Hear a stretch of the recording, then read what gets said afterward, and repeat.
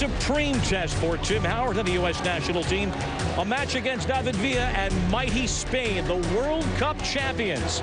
The anticipation has filled Gillette Stadium in Foxborough on a postcard afternoon in New England.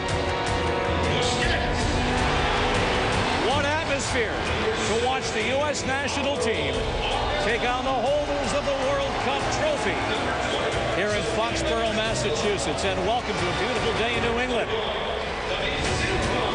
Spain and the USA, along with Taylor Twellman and Alexi Lalas. Ryan Bombly, the center of gravity in world soccer, clearly is in Spain.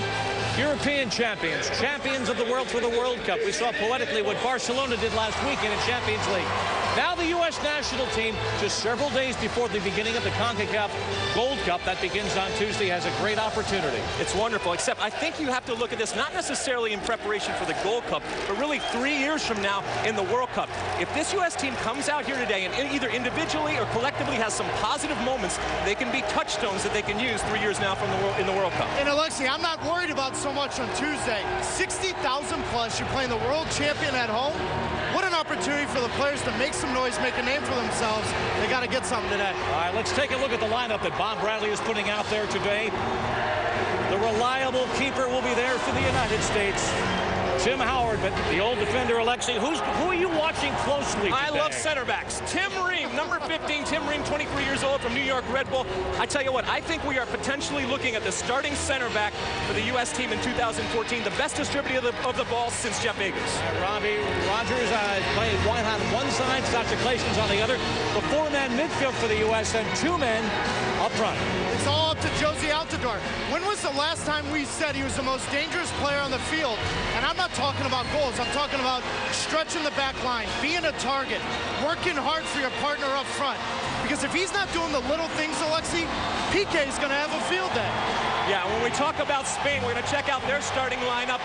I love defenders, so I'm going to talk about defenders. You mentioned Gerard Piqué, number 3 from Barcelona, 24 years old. Taylor, what's the first thing you think of when you think of Gerard Piqué? Shakira. All right, so what's the second thing? For me, one of the best center backs in the world, top 5. Watch how he diffuses danger, not just wins a ball, but maintains possession consistently. Well, the Spanish magic starts in the midfield, that ticky-tacky play. And we will see Xabi Alonso there, and fresh in the Champions League final last week, Sergio Busquets in action. And oh my gosh, a bouquet, a banquet of riches up front. David Villa doesn't get the credit he deserves. 46 goals and 73 caps. He's going to stretch, drop into the midfield. The back line for the United States is going to have a tough time tracking David Villa today. The United States looking towards the Gold Cup, and why that is important. The winner of the Gold Cup, and again, the United States has always fared well there, has never lost an opening round match in Gold Cup. Won several Gold Cups ago, winning the opportunity to play in the Confederations Cup. And Alexi, that gives you a first-hand look at all the World Cup venues in Brazil. And we saw what that meant for the U.S. team last World Cup. Yeah, in 2009, when the U.S. beat Spain, did so well in the Confederations Cup, they used that. I talked about touchdowns. They used that to their advantage all the way through the World Cup in 2010. So this is huge. This isn't just about being the champion of the region, but this is also about that golden ticket to the Confederation Cup. And it's also preparation for World Cup qualifiers that are going to come right away. Bob Bradley's going to find out exactly who he can count on. Today against Spain, you're going to find out a lot about Tim Ream, whether or not he's going to be a factor in World Cup qualifying. And Spain remembers 2 years ago, the United States in South Africa in the Confederations Cup with a victory over the Spanish side, shocking the world and moving forward and really embellishing their reputation and their world ranking heading into FIFA World Cup 2010. Well, we're focused now on Brazil in the distant future. The Gold Cup just over the horizon next week at hand. Oh, what a treat. The national team against the champions of the world, Spain. Ian Dark. John Harkes on the other side of the break.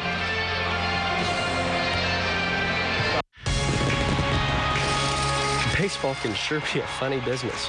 Former Ranger Lee returns to Philly while their power hitter Worth heads to D.C. Another slugger, Gonzalez, who was once a Ranger, is dealt to Boston, and Beltre leaves the Red Sox to go to Texas. Talk about connecting the dots. Good trades? I guess we'll see. Dodgers, Phillies, live Tuesday on ESPN. If I was a mess, I wouldn't do this. 30 compelling stories I saw it. I'll destroy home. from 30 world-class directors. I decided after my year and a half of chemotherapy that I'd try and run across Canada. Retold over 30 unforgettable weeks. ESPN Films presents 30 for 30. He annoyed you because he was so good. This week, Winning Time on ESPN and ESPN2. The NBA Finals between the Mavericks and the Heat roll on. Dirk Nowitzki shook off any pain he had in his injured hand to make shot after shot and lift the Mavericks to victory in Game 2 and tie the series. Now, the King and the Heat head to Dallas for a pivotal Game 3. The NBA Finals. Heat Mavericks live Monday on ESPN. It was one of the greatest wins in U.S. soccer history. Bloemfontein 2 years ago, semi-final of the Confederations Cup. The USA beat Spain and end their long winning streak 2-0. Josie Altidore and Clint Dempsey with the goals. A famous day for the USA. Is it repeat or revenge here in Foxborough? Fantastic atmosphere. More than 60,000 fans. A real rush for tickets. And it's a real picture, and you do wonder how the United States are going to cope with the world champions here. This is Ian Darke with John Harkes. And John, I know you want to talk about Juan Agudelo. He's this kid with the Hollywood script, really, 18 years of age. He scored 2 in his first 4 games for his country, 1 against Argentina. Yeah, very efficient, and also making the most of his opportunities, Ian. When we look at Juan Agudelo, he's a young player with a bright future, but at the same time, this is a player that can make a difference now. And if he steps on the field tonight and plays like he can, and especially I talked to Mike Pecky too, he said that he's a hard-working, humbled player, and that helps a long way.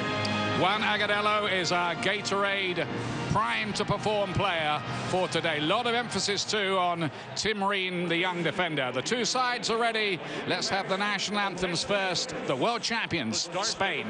Will be sung by Mr. Michael Amante.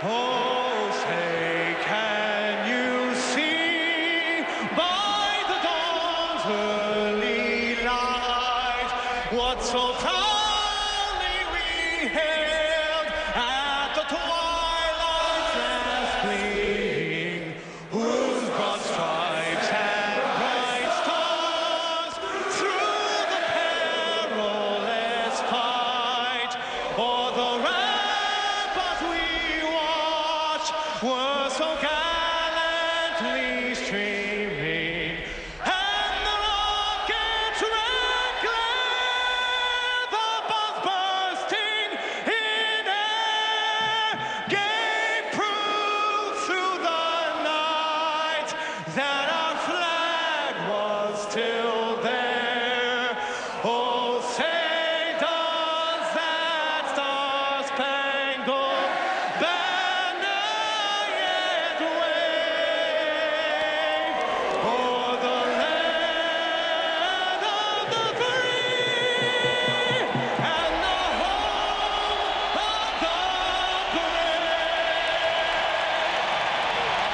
You simply couldn't have a more attractive game than this. The United States against Spain, and it's next.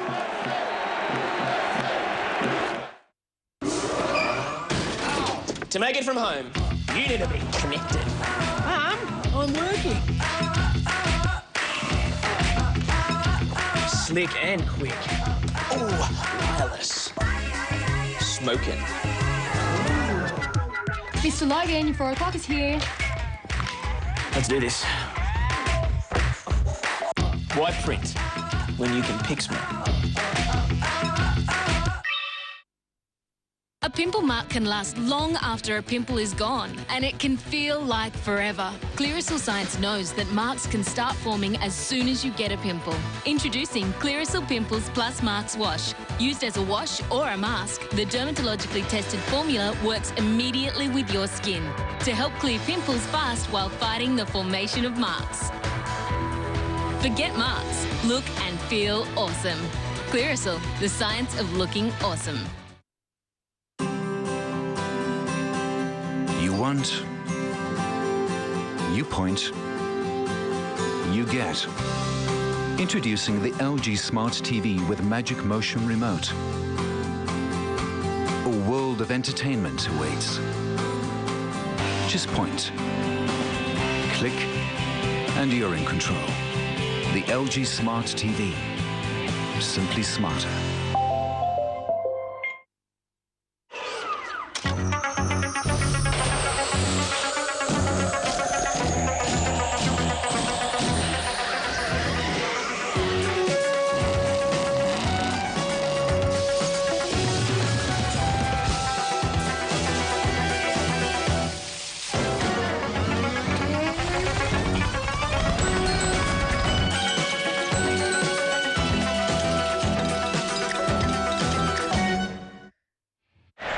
Uruguayan officials today with Roberto Silveira, the man in charge. Spain change uniform for them today, wearing a rather smart all-white strip. I don't know how the Barcelona players feel about wearing Real Madrid all-white, but that might be another story. But two little rumblings recently after the feisty clashes between Real Madrid and Barcelona that there could be renewed tensions in the Spanish squad as a result of that. We'll see. Certainly not too many signs of anything much going wrong on the pitch for them. Certainly not in competitive games. Well, you would like to think that they're above that when they come in to represent their country. They're very professional and that they get along. They have to, because it does show, like you said, Ian, on the pitch. But this is a massive test today for the United States. A United States team without Donovan, Dempsey, Bradley and Bocanegra for various reasons. One eye, of course, on the Gold Cup, which starts on Tuesday with a game against Canada in Detroit. The US are going to be very, very busy. Bob Bradley wanting to keep one or two of his bigger names fresh, possibly for that, but he'll want some kind of result here, won't he? Well, he will, and you know, of course, it was a dramatic win 2 years ago, and they upset Spain in the Confederations Cup, and that could be considered a one-off. But look, you want to go out, you want to play well, you just want to look at the solid things, the details in the game, and as a team, you have to compete. So they're looking forward to competing today. Good passing here from the United States early on. Until that moment from Jermaine Jones, giving the ball away to Cazorla. He's getting a run out today after a very, very good season in Spain. Remember, no Landon Donovan today because he reported ill this morning. The word is he will be fit for the game on Tuesday against Canada, but he is feeling under the weather, and that's why Bob Bradley, the coach, has decided not to risk him. He was originally in the starting lineup as we were given it last night. Might see Clint Dempsey, I think, later. I think we'll see most of the players who are on the bench, in fact. Both sides allowed 6 substitutes here. When we spoke to Bob Bradley yesterday in training, he did say, Ian, that he wanted to use all the subs and try to make sure everybody got a run in today. Players that are available.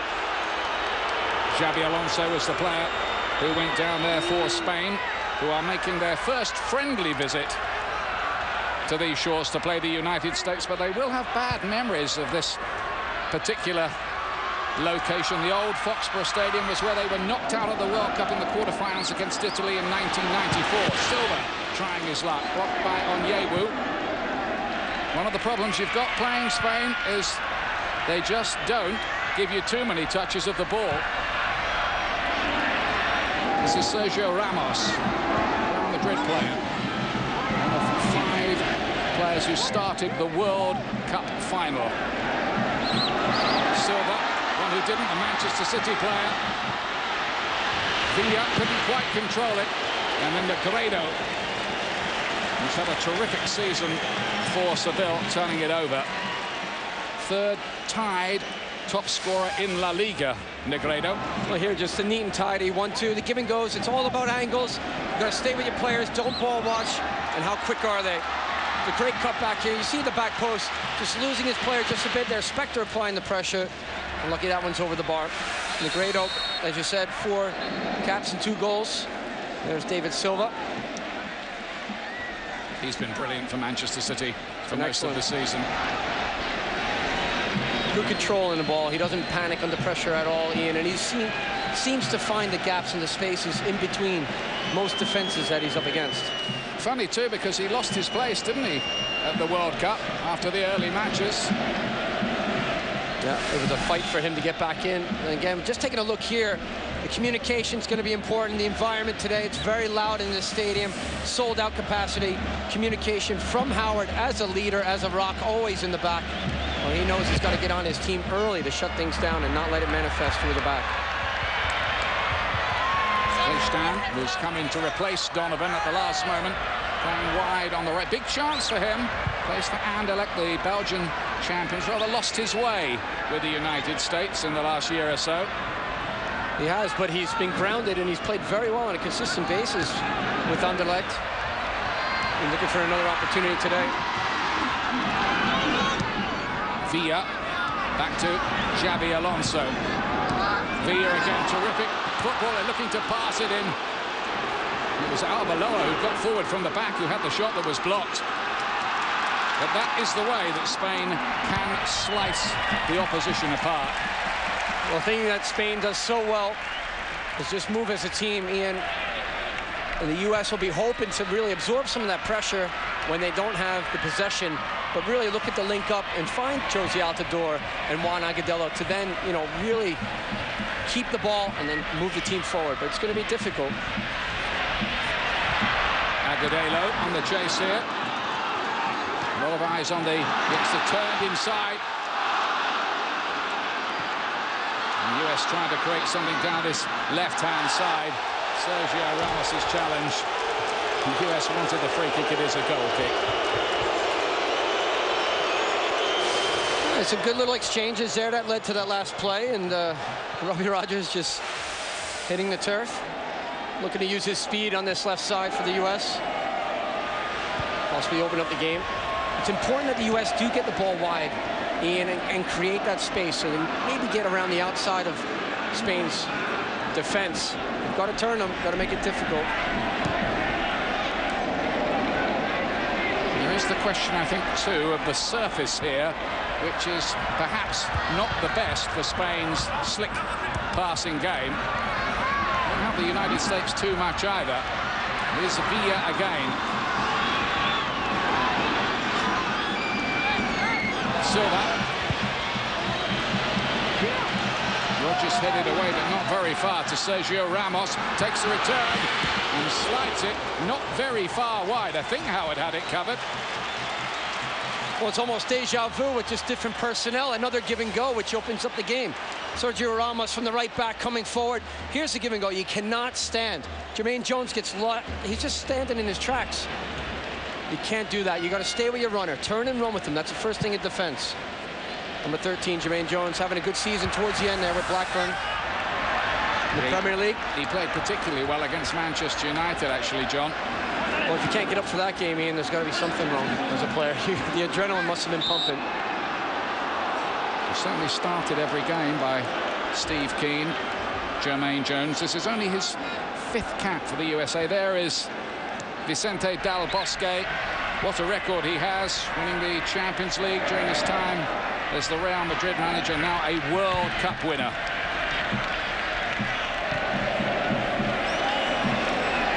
Uncomplicated, if somewhat lugubrious character in charge of the Spaniards. He knows how to keep it simple and continue that fast passing game for Spain. little ego about a lot of these Spanish players. You and I saw them at a shop opening yesterday, making an appearance, and they were charm itself. Cazorla. No Xavi, of course, in that Victor today. They're resting him after his exertions this season, but most, 17 in fact, of the World Cup squad are here. Xabi Alonso. Slide rule pass. Villa and Arbeloa. And Silva puts it in the back of the net, but it won't count. It's been ruled out. Flag was up for offside.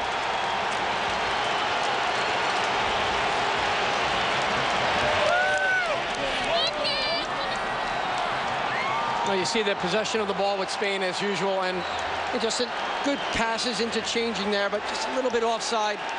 And the ball played in behind the defense of the U.S. Here it is, a good look. It's a great angle. Oh, was it offside? Looked like he was onside there. Eric Lehigh, the left back, keeping him on, number 14. They got away with one there. They certainly did. That was very, very much onside. Yeah, bad call.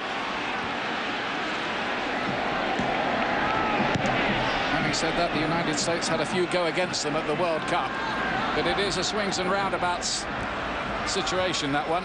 You and I were talking about the conspiracy theories. Goes both ways. Having a handball or clear off the line, did it cross the line? Offside calls. U.S. went through it all through 2010.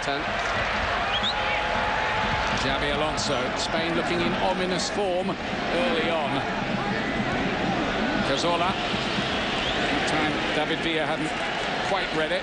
You know, one thing, Ian, that you just mentioned there is the humbleness of this team, and most of the great players, they hard work, they respect each other, and they dig in, and that's something that goes a long way. And you'll see here too the way they complement each other and they work for each other, and it makes it difficult. Here's Piqué, 1 week on from Barcelona's quite celestial display against Manchester United at Wembley. Bound to be a little bit of tiredness in the legs of a few of these players at the end of what's been a long European season. But of course they have that extra pressure, don't they, now? As world champions, they're expected to go out and perform. Everybody wants to beat them as well, and in fact Argentina and Portugal have done just that in recent months since the World Cup. Wonderful ball. Xabi Alonso to David Villa. The cavalry is arriving. Rolled in towards Silva, didn't reach Cazorla, who was waiting as well. And the USA losing possession. Cazorla from range and wide. It's all Spain early on, though. Well, Sasha Kleshing getting caught in possession there. If he tries to break out from the defense for the U.S. Cazorla with the strike, just off the frame. Here again is just a look at the offside. As the ball's released here, he is on. So the wrong call by the assistant ref. Lehigh it was who was playing Arbeloa onside. Quite hard to see how they got that one wrong, actually. It is. It's very difficult. But then they, as we always say, they do not have the benefit of the replays as we do. Nah, you should know now. You don't argue with referees here. Why break the habit of a lifetime? Yeah.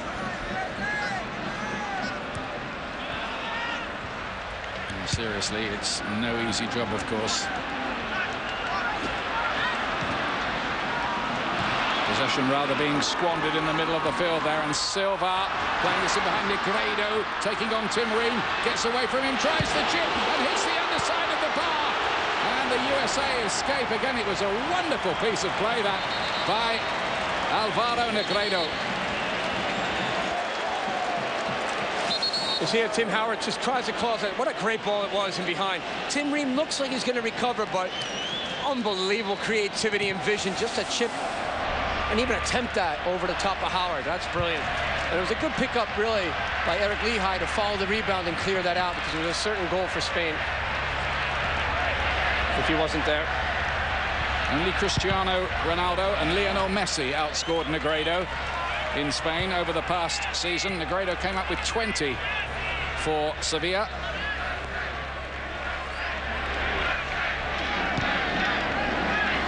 But this is a tough job for a side with Jermaine Jones making only his 5th appearance for his country. Lehigh and Reen 4th. Rogers only his 11th, and so many of the big names missing in this particular United States lineup.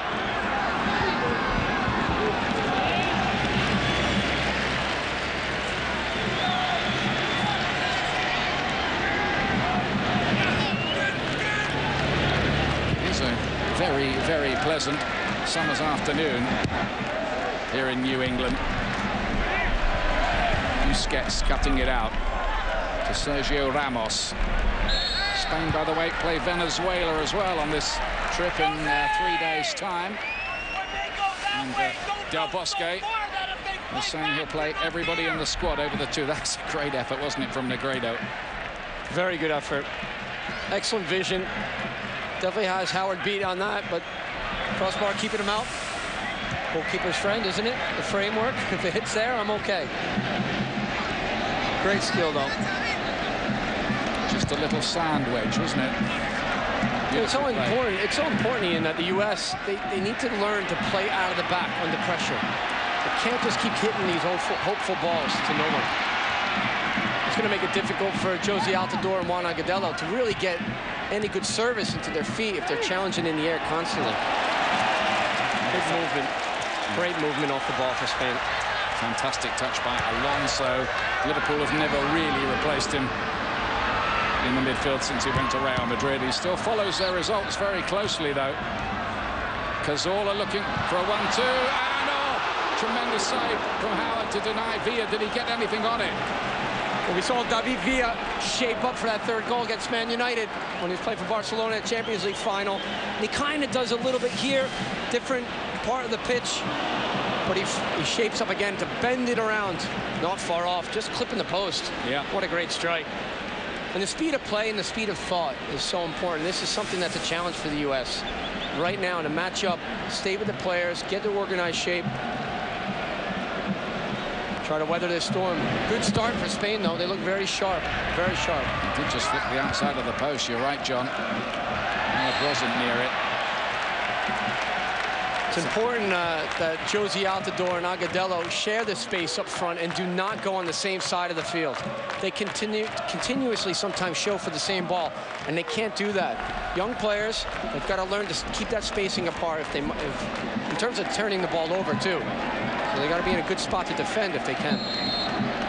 Robbie Rogers to hoist this cross into the middle. Stan plays it inside Jermaine Jones, feeding it forward. And got another chance. The player has made a good impression for Blackburn Rovers. How many chances you're going to see Gucci Onyewu trying to take somebody on for the U.S. down the wing. So. He needs an oxygen mask, doesn't he, if he gets that high up the pitch usually. Well, he's certainly good on set pieces, which is something that the U.S. have done very well with historically. It'll be one of the targets today if the U.S. gets some good free kicks in dangerous areas.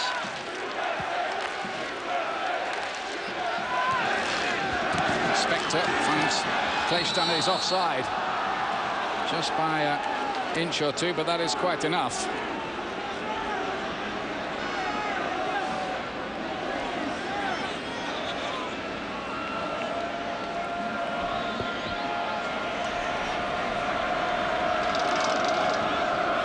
Tell you something, at the moment the United States will be quite grateful to be level with the Spaniards, who have had what looked like a perfectly good goal disallowed and have hit the underside of the bar as well.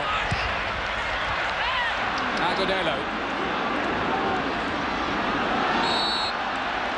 wins the free kick for his side. Is there a future for the Agudelo-Altidore axis in attack? Well, I certainly think there's a future for Agudelo. I mean, he's a young player, loves to work hard, still learning. It's a long process. but speed and strength is something that he has, and unique ability to go one-on-one. He really likes to take risks and go at players. You always need a player like that in the team. Well, the Gold Cup is almost with us. Beginning on Tuesday, the United States playing Canada, then Panama, who've been in reasonably good form. That comes up next Saturday, and then a few days after that, Guadeloupe in Kansas City. That one at a slightly later time, 9 p.m. Eastern. And it's a prestigious competition, really, for the United States, because if they win it, they can go to the Confederations Cup again, where they made such a good impression last time. Villa on the chase. Spector with the header for the corner. Good defending there by Jonathan Spector, just to stay with the runner. Good example, not getting caught flat. Lead to the Spain corner. Get back here. Like Barcelona, they very rarely elect to hit them long. Silva looking for the 1-2. Here's Villa again. You can't give him more than half a yard. Otherwise, he'll bend one towards the corner, as he did against Manchester United, and he did a few minutes ago here as well. Tomorrow, it's the United States women in their final match before heading to Germany and the Women's World Cup, where they're among the favourites. They face Mexico, the side who shocked them last November. That's at 2 Eastern on ESPN2 and ESPN3.com. United States women's team looking improving in their last couple of matches against Japan. Cazorla, Sergio Ramos.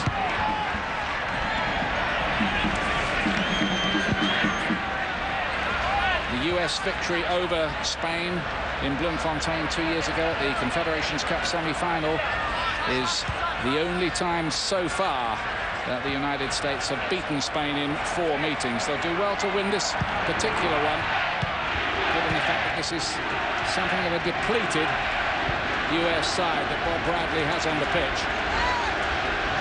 It's Avaloa to Villa.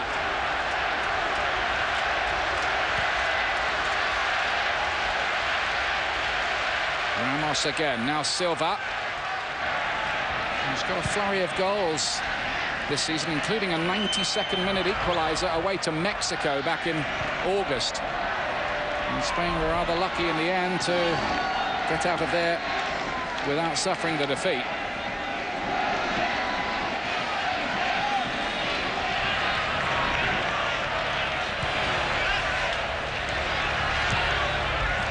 Cazorla, who's part of the successful Villarreal side who finished 4th in Spain. Silva and Villa have been particularly impressive so far, and down below there's an offside flag here. So Negredo's effort, even had he not had an air shot, would not have counted.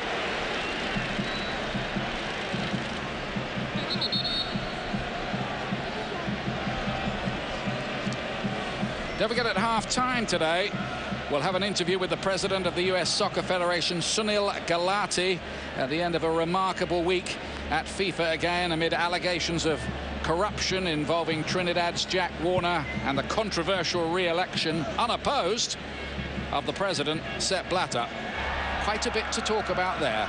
Well, it's going to be interesting, too. And I mean, Sunil Gulati, how much he's able to talk about. But, well, in the CONCACAF region, there hasn't been that much of a stir as of late, but now, wow, lots to talk about.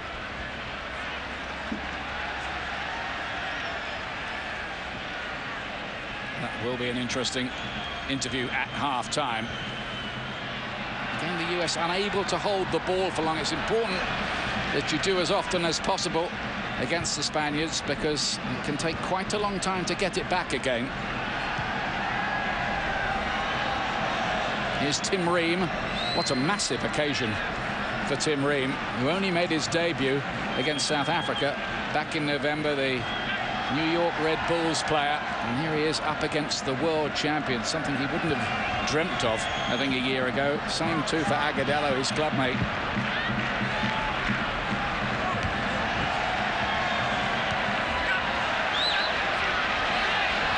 whistle.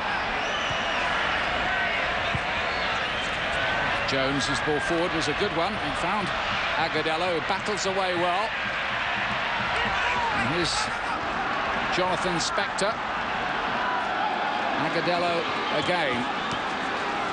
And this is youngest scorer of the modern era. The goal he scored in South Africa. He was only 17 at the time.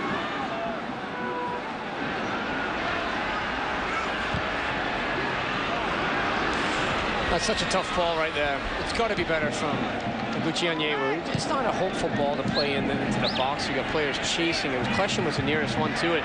That's where you need more patience. Go back, reset, open up the game, shift it out the other way. You've got to work hard to keep the ball, Ian. You just mentioned that. When you get it, which is very rare against Spain, the quality they have, you've got to make the most out of it. This is Eric Lehigh. Another one of those players who've made their debut this season for the United States. He's been on loan from Aston Villa at Leeds United in the second tier of English football. Playing a bit out of position at left back. He's normally a right back. So they've got a few problems in that left back area. Bocanegra is having a rest for this particular game, the captain. And Jonathan Bornstein, who we were expecting to play, is missing with an unspecified slight injury. He did train, didn't he, yesterday, Bornstein? Yes, he did. And like you said about Bornstein, was, from Bob Bradley's point of view yesterday to us, was that he was going to be involved. And hopefully he'll play throughout for 90 minutes, I thought. So a few changes here today from yesterday. But opportunities for many players to show what they can do. Albaloa to Silva. Good covering on that occasion, but it's hard work for the United States midfield players and defenders. Concentration absolutely vital, and organisation. Need plenty of help as well.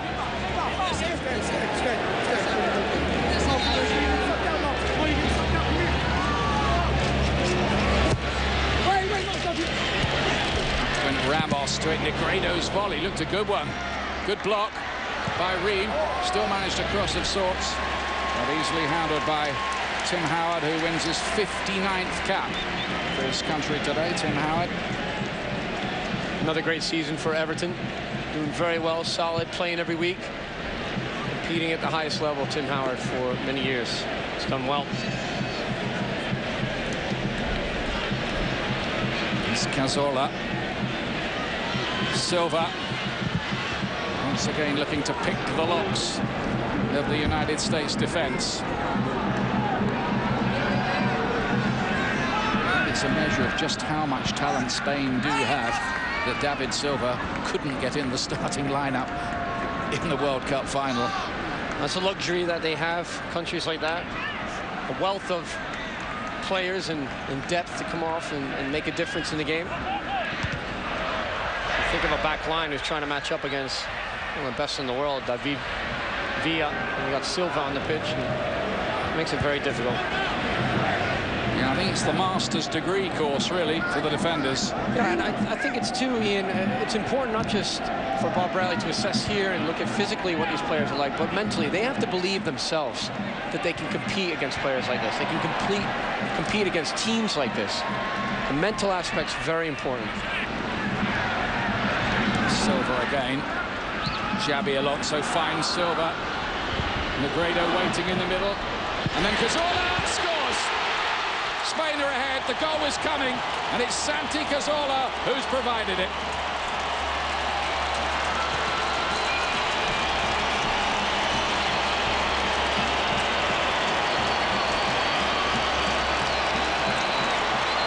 Well, the combination and the movement off the ball from early on, it was coming. The threat was there.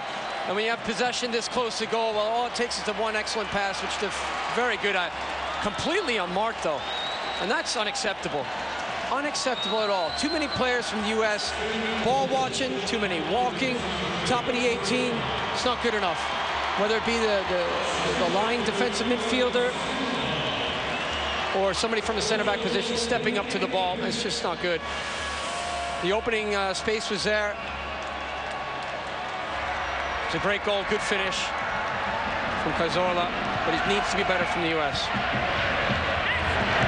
Just passed it into the roof of the net, effectively, didn't he? Only his third goal for Spain, the Villarreal player, Cazorla.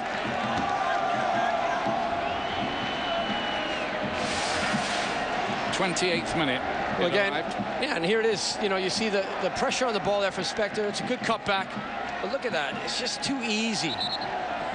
Too easy. And Jermaine Jones coming late into the picture there. Tim Ream, Eric Lehigh from the left back, trying to come across and cover that space, but way too much space inside there. Tim Howard had no chance. Rogers on his right foot to curl one in. Nobody there to pick up the second ball.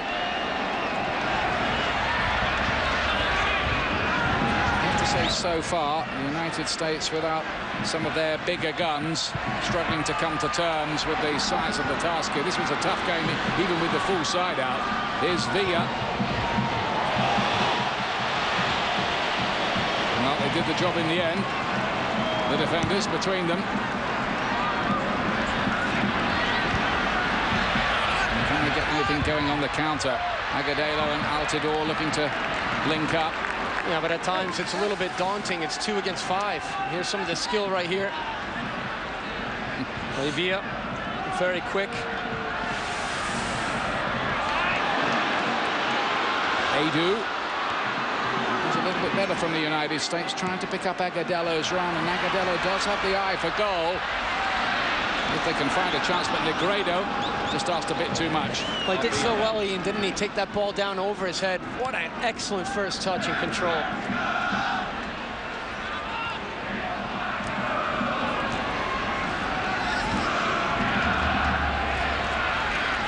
Jermaine Jones.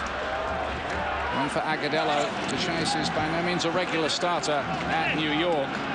The MLS Game of the Week continues on Thursday as Sporting Kansas City debut in their new stadium against the Chicago Fire. MLS Game of the Week presented by Adidas, 10 Eastern on ESPN2 and ESPN3.com.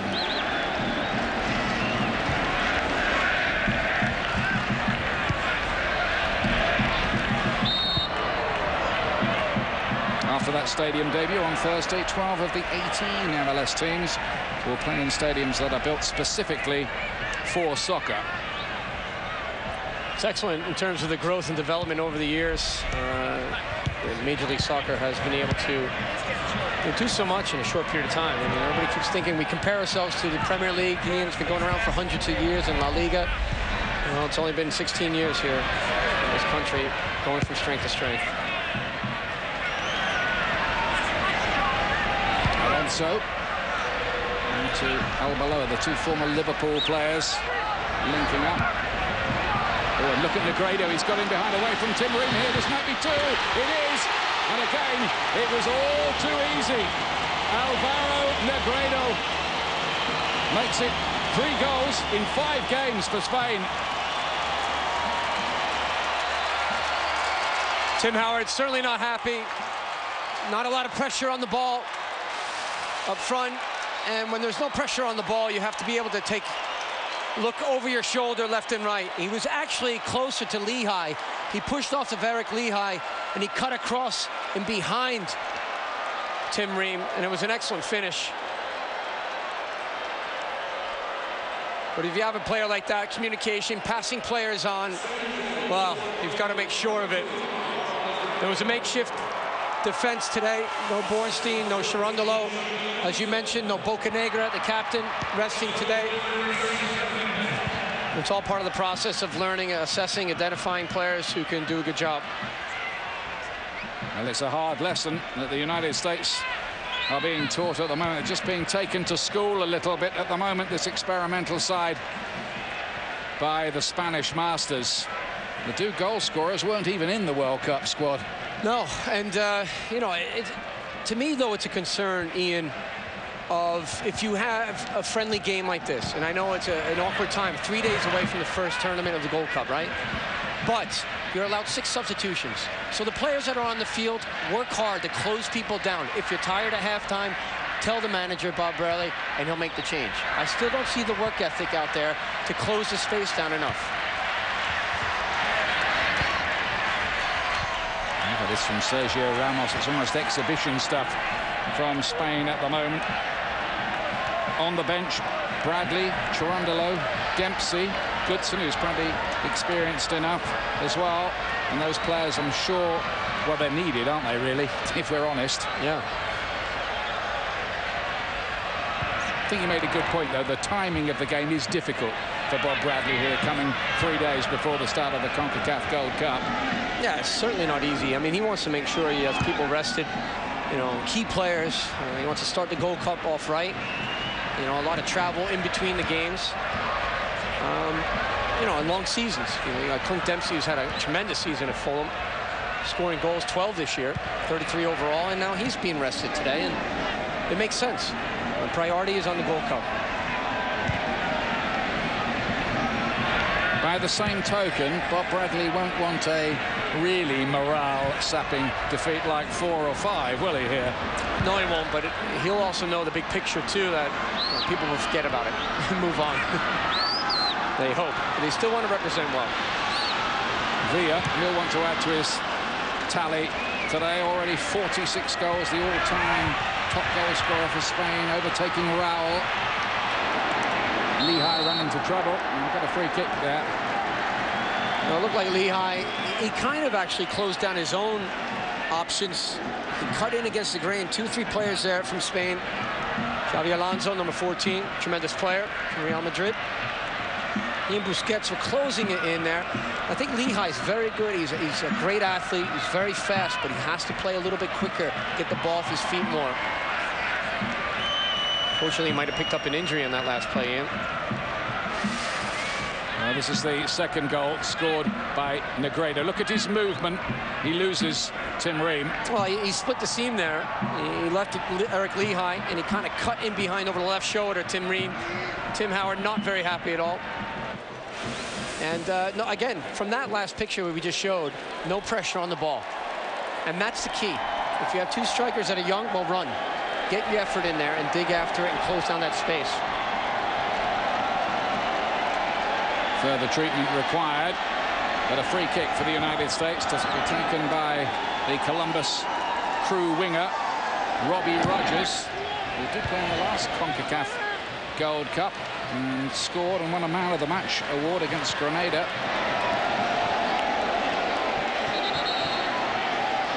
Another player down there, Ian, on that last set piece from the U.S. Negredo. And again, Lehigh just coming into too many players there as he got the tackle in, and Xavi Alonso awkwardly falling on top of him. And Busquets, I believe it was, who actually came in for the first challenge there. Sergio, number 16. He's a tough boy, though. Eric Lehigh, Polish parents, grew up in the Chicago area, and getting a chance for his country. Robust defender. And there'll be plenty of defending to do, you would think. Well, I'm looking at the shape, too, and I see Jermaine Jones, number 13, drops so far deep on top of his center backs. He and Maurice do at times doing that too much. And you got to step up, and if you're going to share that space with 2 central midfielders, well, it's a pulley system. One goes and applies pressure to the ball, the other one covers. Both of them are dropped very deep. Silva, who's been absolutely terrific so far. Negredo wide. Sergio Ramos. He's the player who dropped the Copa del Rey after Real Madrid won it on a victory tour on a bus. Ream has got work to do here. Silva. Oh, he engineered the chance brilliantly, but Howard was equal to it. Great deception from Silva. And he draws a defender, he sucks him in completely, cuts it back in behind him. Very well done. Here it is. Just a little bit of that Cruyff move. You know, Johan Cruyff, the Dutch master. Creates the space and the angle for himself. Tim Howard up to the job and the task. It was one of those see you later moments, wasn't it? Really? Yeah, it was. Silva. Oh, it's one of those when you make the move so good, you say so, the defender went to go get a hot dog. That time's coming up for everybody in a while. I haven't seen much play, on the ball from Robbie Rogers, number 19. It's been quiet. And Kleshtin, the two wide players today. PK coming up from defense. Now he's got to get back as well. But there's plenty of cover. So far, really, the defenders have had very little to do for Spain. Kleshtin. Well, he needs more options, Kleshtin. Everybody's sitting back. And when he cuts that ball back, he needs options to play and pass. Players have to move with the game. Shape's a little bit stretched right now from the U.S. Now, as we were mentioning, Spain have had one or two difficulties in friendlies since the World Cup. They've won all 5 of their European Championship qualifiers, as they won every World Cup qualifier, but were beaten 4-0 by Portugal, 4-1 by Argentina, and they were 1 down against Mexico in the Azteca Stadium until the 92nd minute when Silva equalized. Plenty to ponder for Bob Bradley here. Here's Juan Agudelo. Nice piece of play from him. Couldn't continue it. He had Rogers to aim at.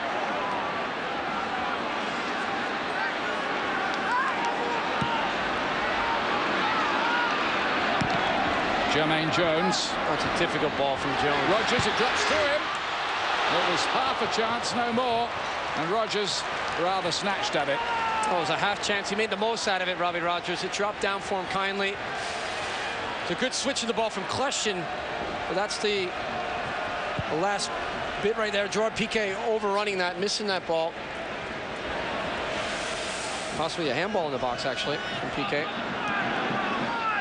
Spain 2 up, and in truth, it could be more. They've had a good goal disallowed and hit the underside of the bar as well. Well, as we said before, we talked about the substitutions. You're allowed 6 today in the friendly. And I think that Bob Bradley, the head coach, is going to be making those changes. This time it was Villa spinning away from the defenders, who really do need eyes in the back of their heads. Good turn there from Reese, they do. Very well done. Good driving run from Edu, but not such a good pass at the end of it, and possession has been squandered rather too easily on the rare occasions it's been gained by the United States. I would be thinking now that possibly Bradley's son, Michael, who didn't get a lot of time with Aston Villa on loan, but probably coming in the second half. Silva cuts it back. Villa goes down. Cazorla again. Passes it. 3-0. He's got 2. And the United States are being ripped apart here. 7 players from the U.S. inside their own 18. And 2 sitting on top of the 18, with 1 striker up front, Josie Altidore, and nobody really picking up the loose players. Tim Howard cannot be happy with that. Here's the one-on-one, the continued run right there. And there's a challenge from, I believe it's Agudelo actually running back, but look at this, unmarked, completely unacceptable. Wow. Too many holes and gaps. Just passed it in again, didn't he, Santi Cazorla? That's 3 goals in the last 13 minutes for Spain. Well, if I could read lips, and I do quite well with that, you can see him saying, where are you? Where are my players? Where's my defenders? Where's my midfielders? Where's the trackers? And the evidence here really is that this is too big an ask for the players that the US have on the pitch here without, let's repeat it again, Donovan, Dempsey, Bradley, Bocanegra. Too many missing, really. Too many rookies out there. No, there is, Ian, and that's the thing, too. When you look at a situation of you want to test out players, and, well, it gets to a point where maybe it's too much for them to handle. Too many too soon. You need some more veteran players out there on the field to make a difference, and see some changes second half, I'm sure, for both teams. And remember, still have Fernando Torres sitting on the bench for Spain. What a great player he is. Despite some recent difficulties, I think it's fair to add. Look at the United States defense here. This is how Spain picked them apart this time. Well, why is Agudelo being the one player that's chasing the overlapping run through there? And then the gap where they were flat 4 back. The midfielders, the 2 central midfielders not marking up with the runner coming through in the 18. And on the weak side, Lehigh tucking in, maybe too late. It's a great finish. Excellent by Cazorla. who's doubled his tally for Spain in one afternoon. Yeah, but the concern is, too, really, Ian, Agudelo, a striker, why is he chasing the overlap and run there? It should be a midfielder picking up. And the defender should be able to say, I've got him, pass him on.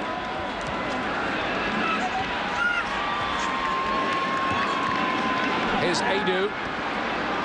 Now Jermaine Jones. This is a torrid time, really, for the US, who are not accustomed to taking hammerings of this nature, even against the better sides. Remember, they beat Spain 2-0 2 years ago in Bloemfontein. Only lost 3-2 to Brazil in the final after leading by 2 goals. Drew 1-1 with England at the World Cup. Beaten 2-0 by Brazil earlier this season, and held Argentina with Lionel Messi to a 1-1 draw. But here, Spain really in party mood. Well, we said it was awkward, the timing of the game. You want to go and play against the defending world champions right now and really compete. And it's difficult. Because when you have too many changes, Ian, like we said, not a lot of veteran players. This is not the first team for the U.S. We understand that. So you're assessing, you're identifying. And unfortunately, sometimes then you can't have the best of both worlds. You can't compete. Can't have the best players out there.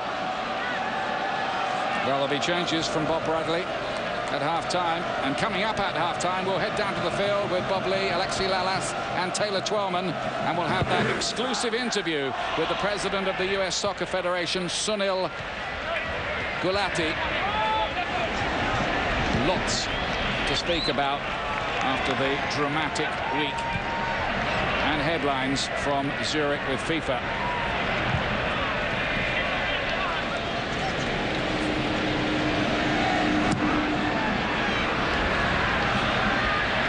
Half-time cannot come soon enough. What do the United States do about this, apart from praying? That might help. Well, yeah, I mean, definitely make changes and then come out with a second half different attitude. Well, the world champions have handed out a soccer lesson here. 2 from Santi Cazorla, 1 from Alvaro Negredo, and the United States with work to do. 3 down at half-time here.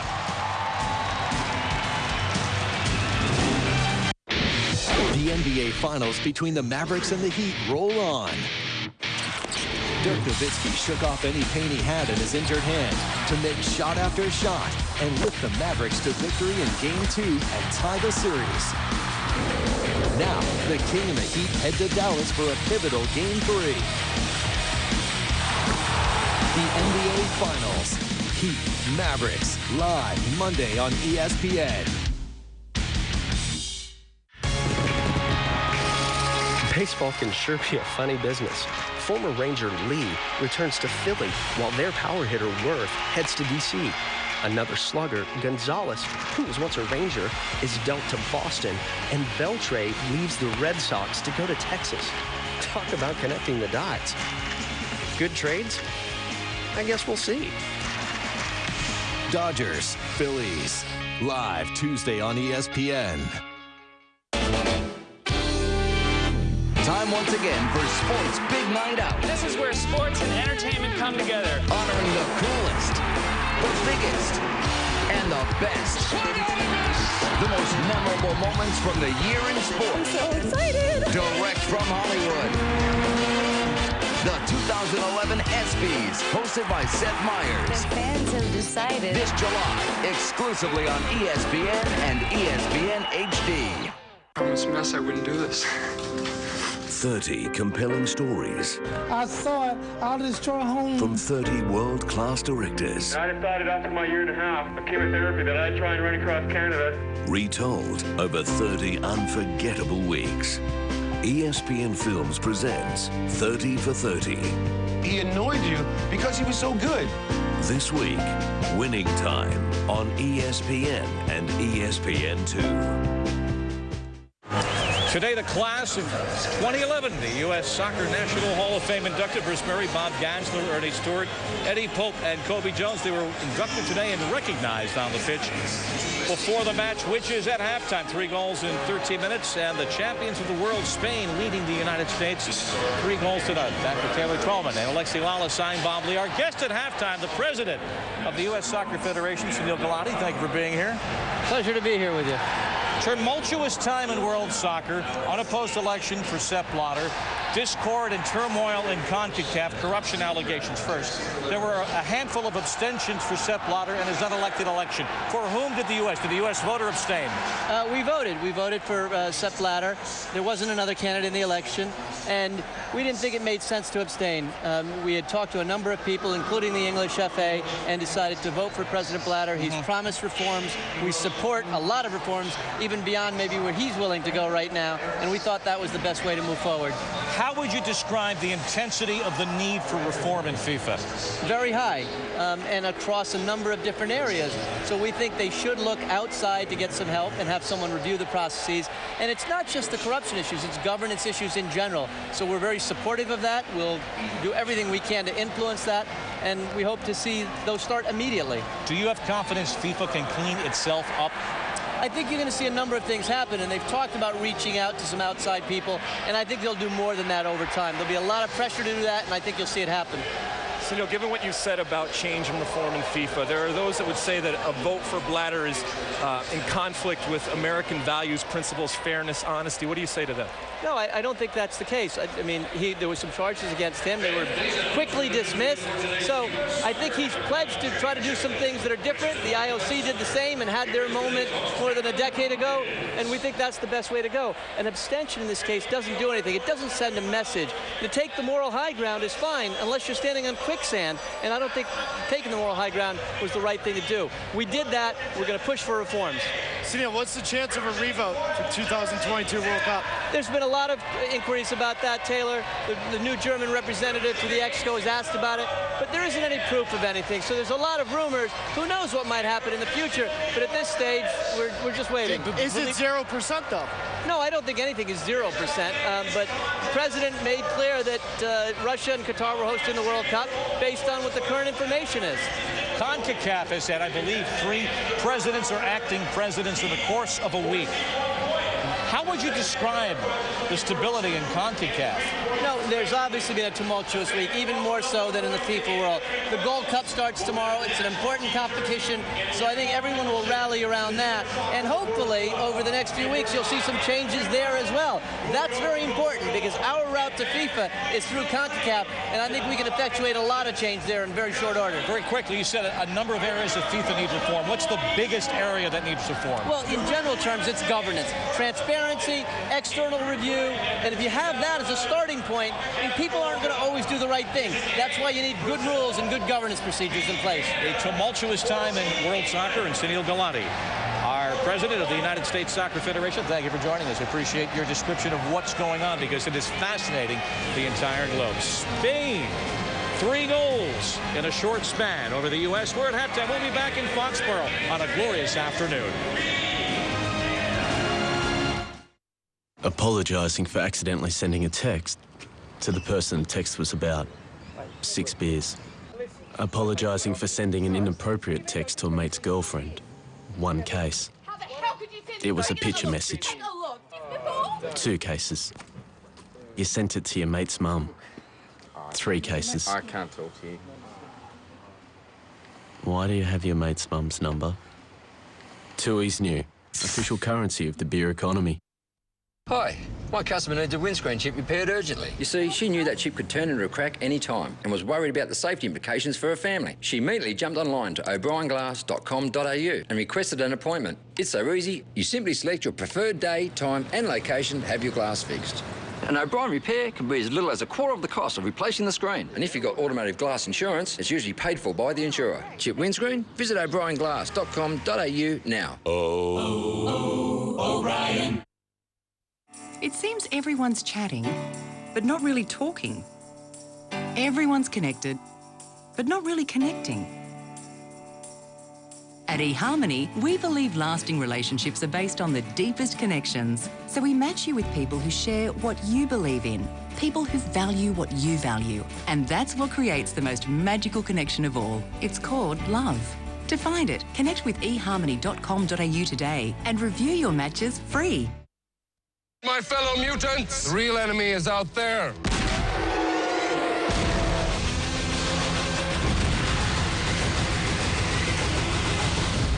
Who's with me? X-Men First Class in cinemas now. Cutting your mate's grass, 6 beers. Cutting your mate's grass, no beers. TUI's new, official currency of the beer economy. Remember how you felt last summer? Go, USA! It's about to happen all over again. That's me and my team back in '99. The United States has won. The world's best will challenge host Germany for the trophy they took from the U.S. 8 years ago. We're ranked #1. We got a target on our back. Now it's our turn. Now it's our legacy that we want to leave behind. The 2011 FIFA Women's World Cup begins June 26th.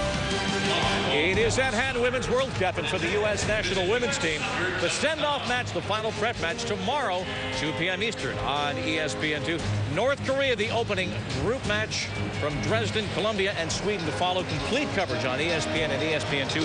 Women's World Cup 2011. All right, we have seen vivid proof why España hold the World Cup trophy at home. But the United States, looking at the Gold Cup and looking at a team that's not fully, as we know the U.S. don't have their best 11 out there. What's your takeaway from 45 minutes? I know this is painful. I know it's painful for everybody out there, but I'm telling you right now, this is going to be so beneficial to these individuals and this team out there that's going through this. It's going to be 100 times more beneficial than playing the likes of Guadeloupe, with all due respect to Guadeloupe. So this is important, as painful as it is. And I understand that, Alexi, but at some point you have to have some guts, some heart, the ball watching, the line of confrontation. It's not good enough against Spain. 3 goals in a 13-minute span for España. Substitutions coming on at halftime. A team that's got between Barcelona and Real 7 players out there, and they've got the 3-goal lead. Gentlemen, if we want this business to stay on top, we have to stay at the forefront of the internet. Agree? Thanks, Vanessa. That thing you do, oh, you know, girl, well, it makes me. Adam, what are we going to do about the web address? crazydomains.com.au. Very good, Adam. Cream? The easy way to register your own domain name, crazydomains.com.au. Character, not makeup. Decades, not months. Honesty, not pretense. I love you, not I'll call you. We're eHarmony, and we help people find deep, meaningful love based on true compatibility. It's out there, and we can help you find it. Join over 1 million Australians registered on eharmony.com.au for free. At Allianz, we protect you and your budget. So if you're feeling squeezed by your car insurance, choose Allianz for some of the most competitive premiums in Australia. You can save up to 10% when you buy online, and there are discounts for safe drivers who switch to Allianz too. For affordable car insurance, call Allianz on 131,000 today. Allianz, a world of protection.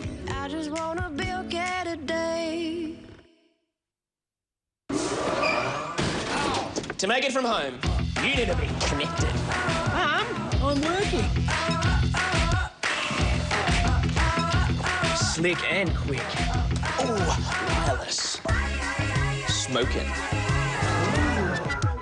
Mr. Logan, your 4 o'clock is here. Let's do this. Why print when you can Pixma? Wondolowski, who does so well in MLS on the Golden Boot last season, and among the goals again for San Jose this season. He will come on here as well. Chirundolo to give some experience in defence too. You see Clint Dempsey there, which is a great addition for the second half. A creative player who can hold the ball under pressure, which is definitely needed. Clarence Goodson's coming on, we think, as well. Off so far, and there are a lot of changes. Jones, Rogers, Altidore, Adu, and Onyewu. I'm glad I've got somebody here writing all that down. I hope you're keeping up. Yeah, it's good to have Mark Connolly here. Certainly keeping up, and like I said before, Kleshin gets a little bit more time on that right-hand side. He got some of the ball. Robbie Rogers did not. Jermaine Jones, I thought he was out of his element today. He didn't seem to link up too well with Maurice Edu in the midfield, so they got to change that. So here's the strength of Spain. 3-0 up. They can bring on the man who scored the World Cup winner, Andres Iniesta. Star, of course, of Barcelona. Fernando Torres, just worth the $80 million paid out by Chelsea. And the midfield player, Bruno Soriano, who prefers to be known just as Bruno, the Spanish journalists tell me. So, well, that's what we'll call him. Soriano, his first cap in August 2010.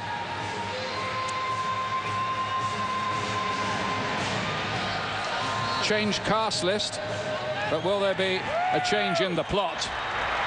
Certainly it's a more experienced United States team out there. I think it was the thing that Bob Bradley had to do. Otherwise, this could have become very, very ugly indeed. It still might. It still might, you know, but Steve Cherundolo on the right back, and then he should have, you know, pushed forward Jonathan Spector, number 2, into the right side of midfield. He's played midfield at West Ham towards the end of the season. So more of a central midfielder, though, for West Ham. There's Agudelo getting more time. He'll be up top with Wondolowski.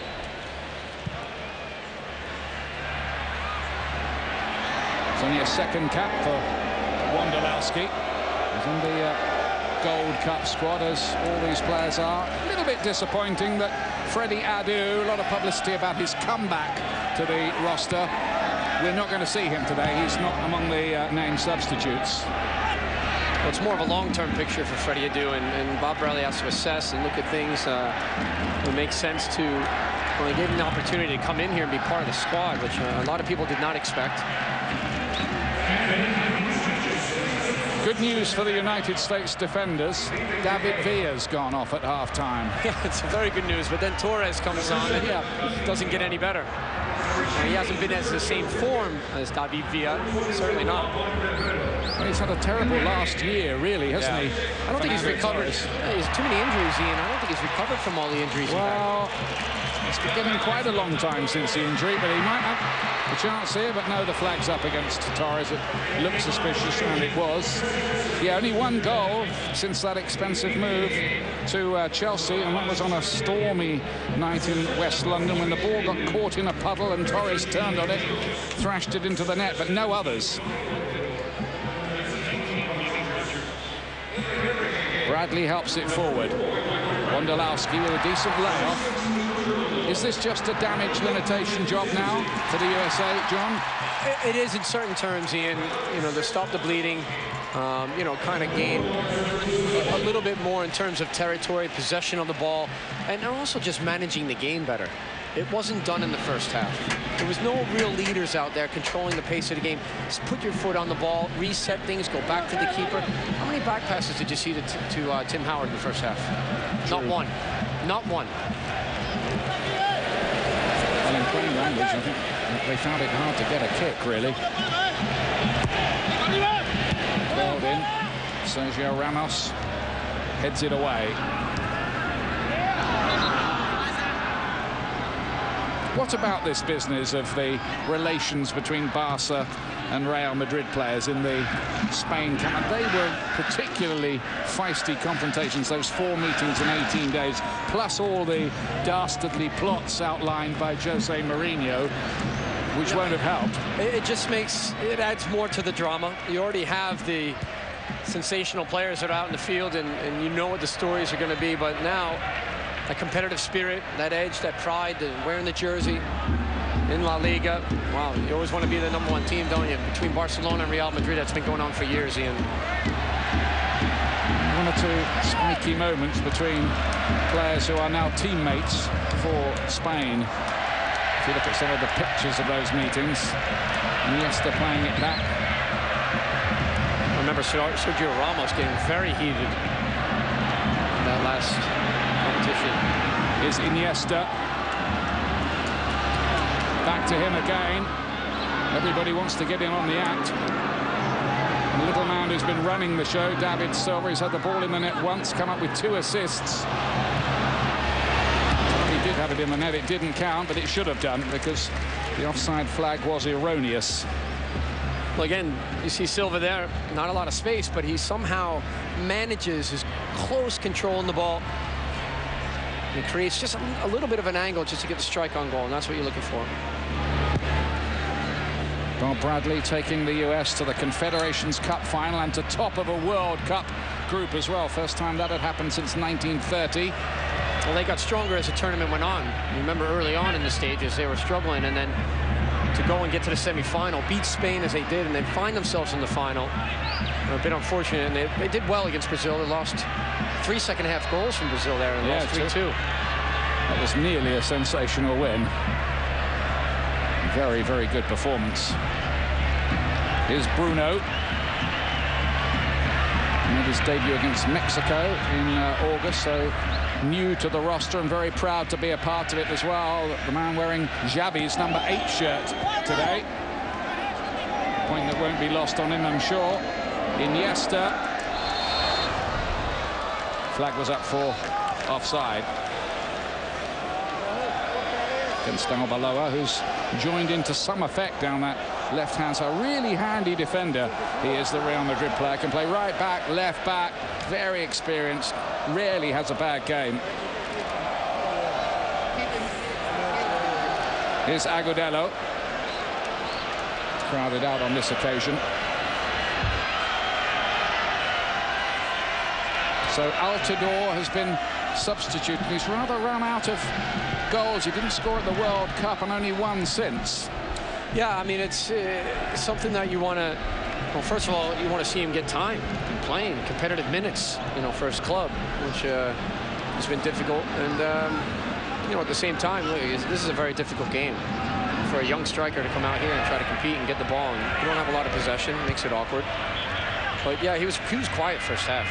Wasn't involved as much as Agudelo. The search for a goal-scoring striker for the United States goes on, doesn't it, really? I mean, when you think about the man that got away, Giuseppe Rossi, he's about to be signed by Barcelona, cracked in 18 goals in La Liga in the past season for Villarreal. The Italian descent, Giuseppe Rossi, and growing up in New Jersey, you know, he actually scored yesterday. Yeah. For Italy against Estonia. We're looking good to qualify the Italians. Yes, he's going to wear the blue shirt of the Azzurri now. Well, when I went to the Red Bulls as an assistant coach in the Bruce Arena, right away, everybody's talking about Rossi, and we're saying, let's hold on to him, keep him in. No, I'm sorry, he's gone. He's out of the country already. So, yeah, you know, he wasn't in the Red Bull Academy for long. That's the story of what might have been, isn't it, really? Here's Silva. You see the rumors now, too. You know, for Timmy Chandler, you know, Germany even looking to possibly, you don't know if it's true or not, but... Well, they're just rumors on Twitter and the like, aren't they, at the moment, I think, about Timmy Chandler. But he did make a good impression when he came on against Argentina for certain. He did. He did a very good job as a right back coming forward and providing some good service. Look at this. Lovely move. Here's Torres with the chance. Just doing enough. The United States defenders on that occasion. Yeah, Clarence Goodson did well. Goodson comes across 21, and he just kind of puts off Torres. He had to look at the goal, Torres. He was going to shape it up, but good last-minute defending. Iniesta to Silva. There's almost a telepathic understanding between these Spanish players. These mesmerizing patterns that they weave can almost send defenders to sleep.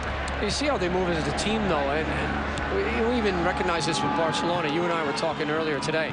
They move in packs and angles and sharpness, 2, 3, 4, 5 players at a time. It's great to see. They play quickly. They play the simple game. Sergio Ramos to drive one hard. A lot of red shirts behind the ball, and this time the United States can breathe again. But don't forget, the FIFA Women's World Cup gets underway in only 22 days. It will be exciting coverage beginning on ESPN2 at 8:45 a.m. Eastern as Nigeria faces France, who are dangerous outsiders, by the way.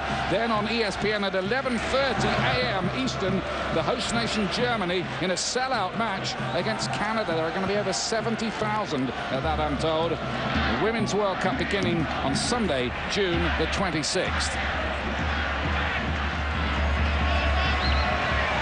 And the USA among the favourites for that tournament. 2 times winners in the past. Picked up by Kleshjan. And now Eric Lehigh.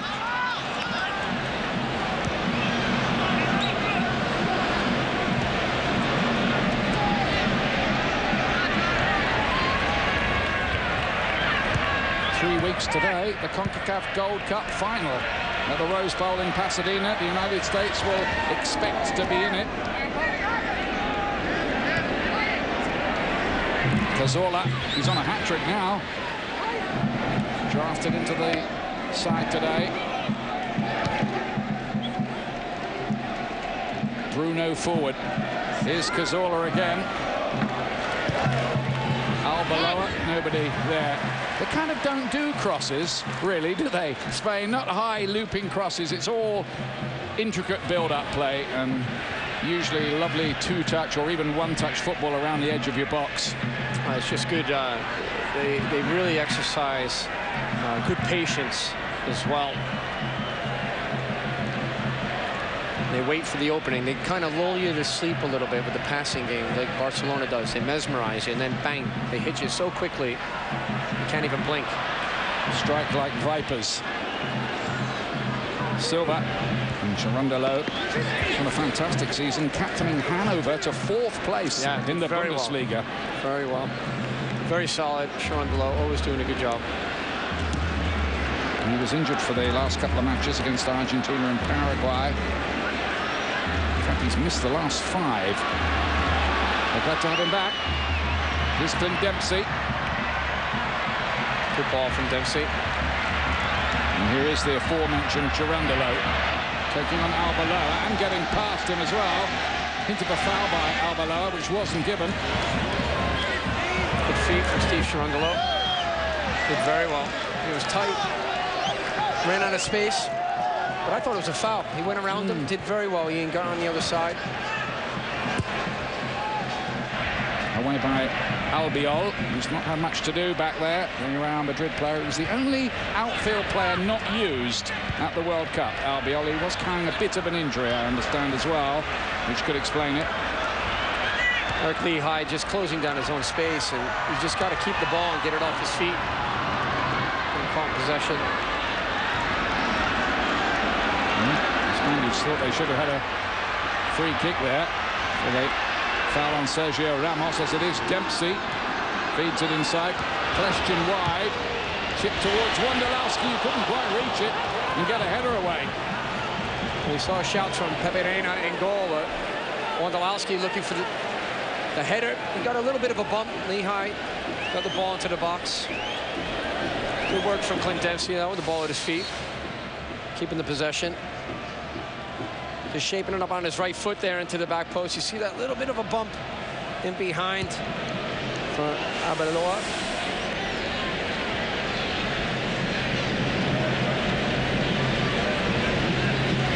This Gold Cup is a big tournament for Wondolowski, isn't it? Chance to state his case. It is. I mean, you know, he had the one cap when he played for the U.S., and he's getting a second opportunity.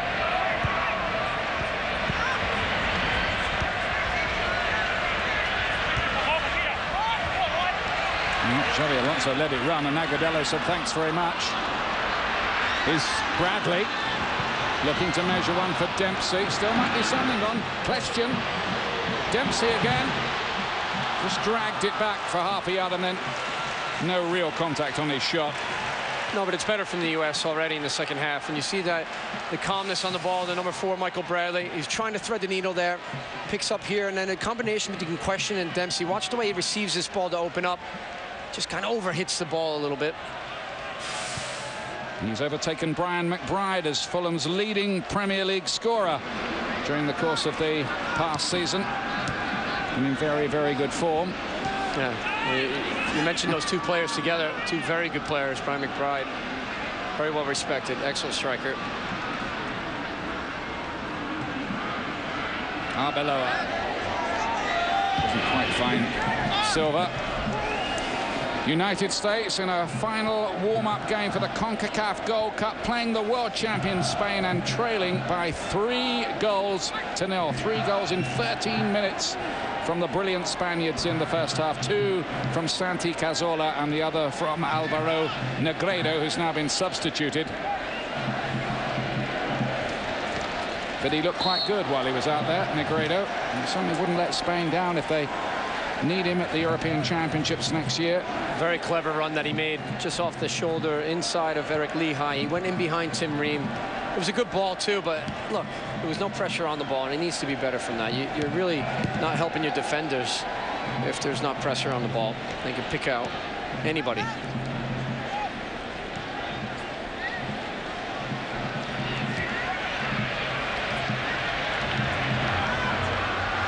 Kleshchin, more central role for him after all the musical chairs at half-time.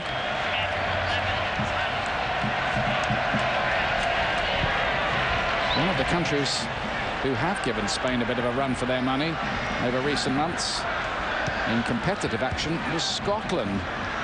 Needed a late goal from Llorente for Spain to win that one 3-2. Scots gave them a bit of a scare that night. The one thing about the Scottish side is that they're never going to give up easily, are they, Ian? They always work hard. Pretty organized. And they've had a paucity of real top quality players, not in recent times, which has held them back. Maybe that's changing a little bit. Yeah, but the discussions have gone through to youth development too for every country, every nation. Now players coming through the system challenging the senior veterans. Here's Cazorla.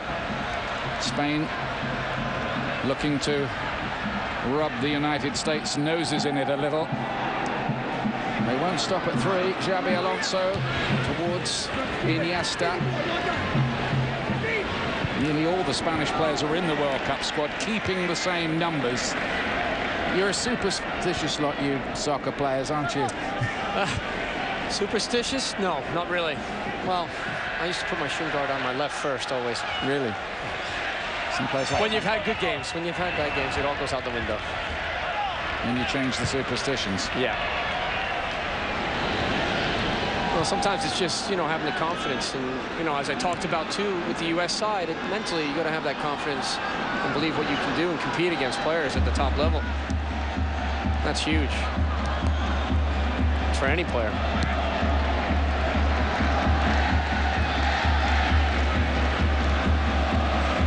Cazorla, very impressive in that midfield. Even more so Silva, who laid it out wide to Sergio Ramos, who needs no second invitation to come forward down that right-hand side. Just picking passes for fun here. Iniesta, I'll have a crack, he says. He deflected. No problem for Tim Howard. Just off the back of Tim Ream.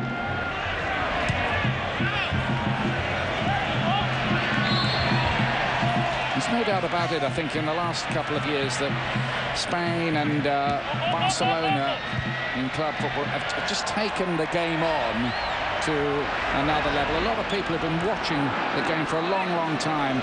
Say the Barcelona side at the moment is the best they've ever seen, and that includes teams like the 1970 Brazilians. Right, I mean, you're going to be talking about these teams for many centuries to come. It's just so entertaining to watch. And you know, we have a player like Lionel Messi, the best in the world. And he can change a game. His explosiveness, wow, you're always going to be entertained, Ian. And we certainly were. Here's Xabi Alonso towards Torres, who's got a real chance here. And he doesn't take it.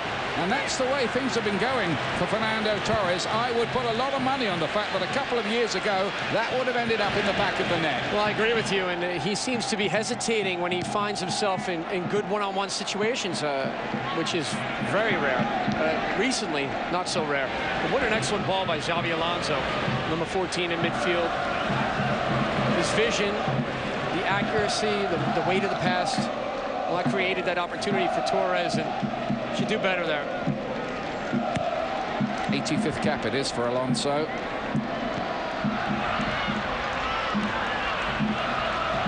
This is Bruno just lost out for a moment, but Albiol was doing the covering. The good news for the United States is they haven't accrued any further damage. More substitutions on the way here. Alejandro Bedoya is going to come on for the United States. He's the player who's replaced Benny Feilhaber, who's out with an ankle injury at the moment.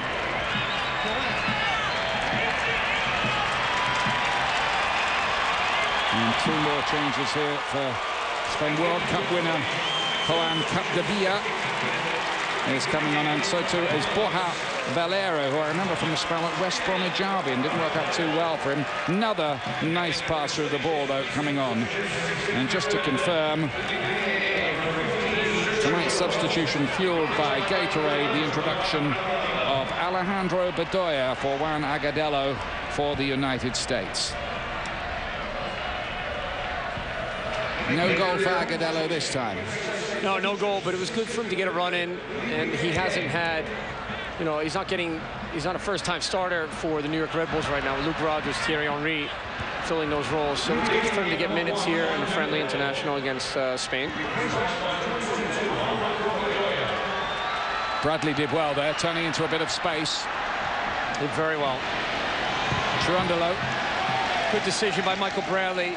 He turns out of the pressure, and then he just draws a defender in, keeps it simple, and he basically invites Steve Cherundolo as a right back to come forward, which is good. So at least at a corner kick. I know Cherundolo wanted to get the ball in the box with that service.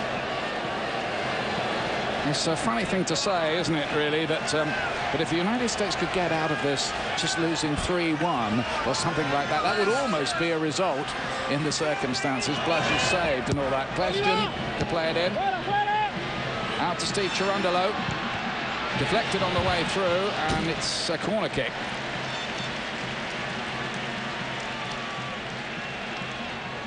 Just looking a bit tighter in this second half, as you'd expect, with more nous and know-how out on the pitch. Yeah, it's all about decision-making. You know, and when you got different players on the field, you have an impact. Corner kick, and the header from Tim Ream.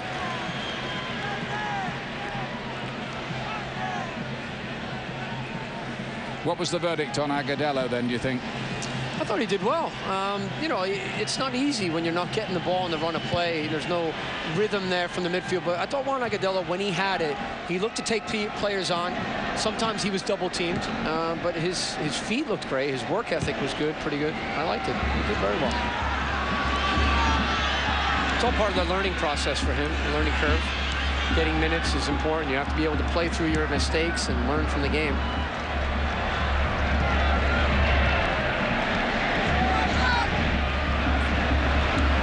This is Valero to Xabi Alonso. Doesn't find Iniesta. Make a note of that one. A rare pass that didn't find its target. That's one. Alonso. Yeah, that's one. And 22 minutes have gone by in the second half. It's one that he's missed. Just talking about the strikers just now. Goal scoring is a problem for this team. Since the World Cup, this team has now played over 7.5 games, scored 5 times. Certainly searching for a goal scorer. Somebody with just the confidence and a nose for the goal to get in there. But that also, Ian, is not just isolated on one player. That's the style of play from the team. Support staff, players that are underneath. You know, and at times it's the U.S. have, you know, really benefited from putting a guy like Clint Dempsey up front, maybe when they were down 1-0, like we saw in the Confederations Cup, and he could score goals. And there's look at the young players right there. Altidore, Agudelo. Wondolowski comes in inexperienced. This is only his second cap. Yeah. So, look, you know, Josie Altidore with 10 goals. You know, he burst on the scene as he was coming out of the Red Bulls and getting that move to be at Real. Of course, Clint Dempsey can play an attack. Yes. Can't he? But he tends to be used in a wide position. I'd like to see him as like a number 9, the old number 9, just sitting underneath the striker, finding the game on his own. I think he's very creative.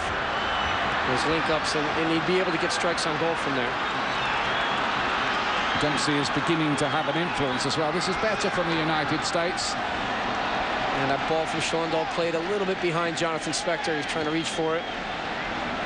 But the build-up was great coming out of the back. It's so much better keeping the ball and moving it. With the ever-changing cast list, just to remind you that Ramos and David Silva have now finished their roles for the day. Silva's one was a considerable role. In fact, I think he's been pretty much the star player out there, or was until he was substituted. Well, between he and Pazzola and Xavi Alonso, the movement and the passing and the deception there through the midfield, and it's been excellent. Be a brave man who bet against Spain retaining the European Championship next summer. Good run here. Questions in behind here. Chance for the United States. Dempsey wants it too. And it's played behind him. He was a bit off balance. No, that was a pity, really. And now Spain have players back, and it all comes to nothing. Look, I thought Kleshin should have pulled the trigger earlier. He got put in behind. He did a very good job of using his body to cut across that last defender. It's on his left foot. He should have just released it and had it go and tested Pepe Reina. You got to get strikes on goal. Doesn't help that there's nothing that's hit on target. As a striker, you know, and even, you know, Taylor Twellman, we were speaking about this earlier. He says, if I get shots on goal, then at least I know I'm testing the keeper. If I don't get anything at the end of it, then it's my fault. It's a great run. Excellent ball played through the midfield. Looked like Michael Bradley who supplied it. Very good ball. He once scored a hat-trick for the USA against Sweden a couple of years ago. Seemed reluctant to let fly there, didn't he? He was on his left foot. Yeah, he just held back. Should have let it go.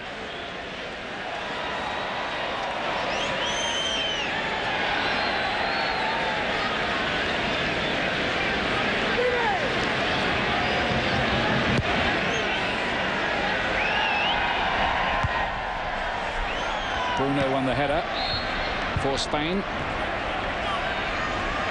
Spain are a little bit worried about the heat they might encounter in Venezuela in 3 days' time. Here's Wondolowski, who brought that down pretty well out the sky. Very difficult skill, that one, with the ball coming over his shoulder like that. Dempsey.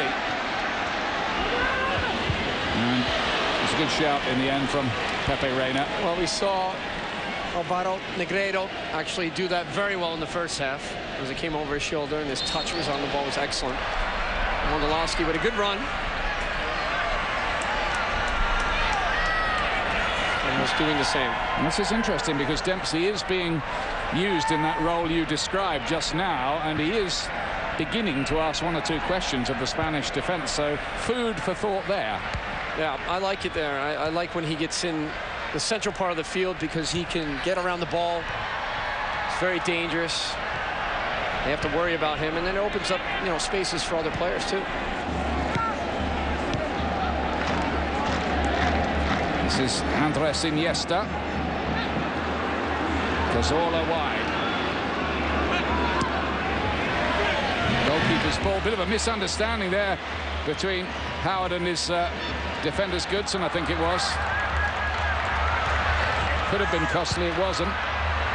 Here's Wondolowski, lovely turn, and then just muscled out of it. Nice piece of skill. Here's Valero in behind. Torres with another chance. Will he take this one? Yes, he does.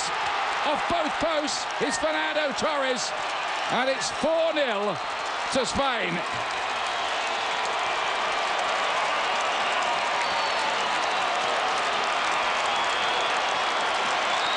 Well, you can see how costly it is when you don't get the ball off your feet. You get caught in possession. Wondolowski just hesitated a little bit too much. Javi Alonso recovered very well, broke up that play. And then look at this ball. It just splits to center back right here. And Cherundolo in behind. Fernando Torres with steam. Gets a quick toe poke off. Remind me of the old Ronaldo from Brazil. What a pass from Valero. Very good pass from Valero. Came in the second half as a sub and already making an impact for Spain. It's a good finish by Fernando Torres. His 27th goal for his country and his 85th cap. And that'll make him feel better as well. His club manager, Carlo Ancelotti, has been fired in the last few weeks. Not because of Torres, I hasten to add.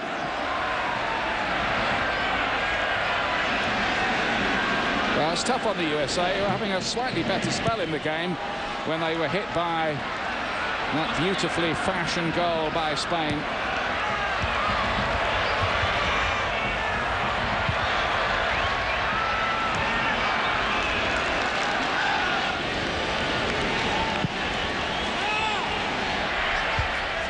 This ball out was a little bit errant. Here's Clint Dempsey.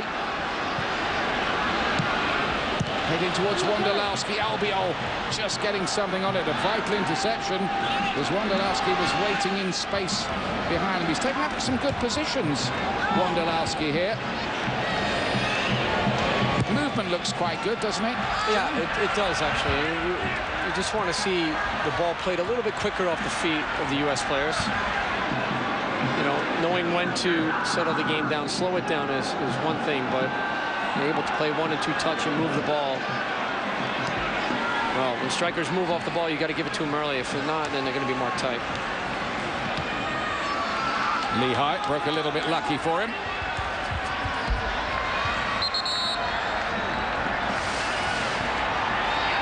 Here's the Torres finish.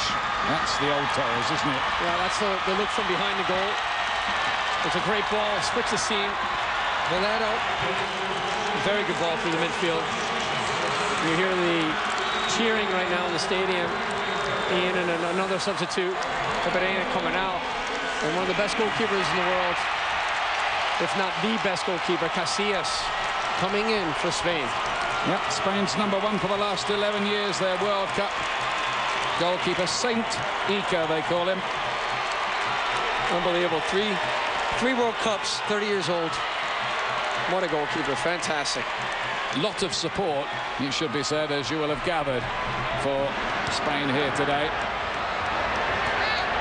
I think they're rather enjoying the occasion. I think, too, to be fair to the United States fans, obviously they want the United States to do well, but they can see the quality of the opposition as well. It is no shame to lose to Spain.